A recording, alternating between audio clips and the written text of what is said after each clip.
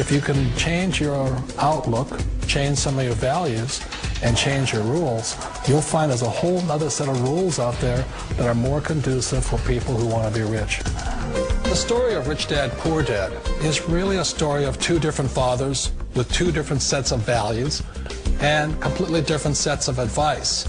So I don't mean to insult anybody or, to damage your values, but really that was the difference. For example, my poor dad always said, go to school, get good grades, get a high-paying job, work hard, live below your means, save money, get out of debt, have a good retirement plan. And that was my poor dad's values. My rich dad said, you probably won't get rich doing that way because very few people get rich following that plan. But you thought saving money made you money. If you take a look at this 40-year run on the dollar is designed economically to lose money every single year. So why would you save something that loses money every year? And what this means for somebody on retirement plans is that after you retire, the value of your dollar goes down and your cost of living keeps going up. To my rich dad, that was bad advice and made no sense. Again, it was different value. An important diagram my rich dad showed me when I was a little boy was a diagram known as a cash flow quadrant.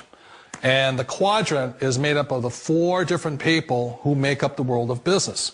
So my rich dad said, in the world of business, there's E's. And E's stand for employees.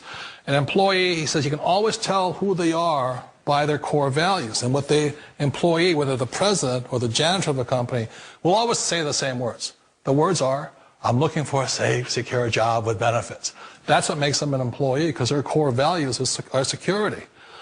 The other one of the 4 is the S, or the small business owner or the self-employed. And again, their core values will cause them to use the same words, which are, if you want it done right, do it by yourself. S means they're also solo. They're generally one-person act, or they operate by themselves.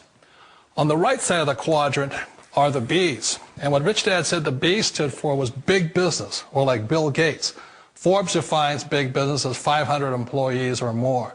And their words are different. They say, I'm looking for a good system, a good network, and the smartest people I know to help run my business. So they're unlike the S. They don't want to run the company by themselves. They want smart people to run their companies for them. And then the 4th of the quadrant is the I, and I stands for investor. These are people who have money work hard for them.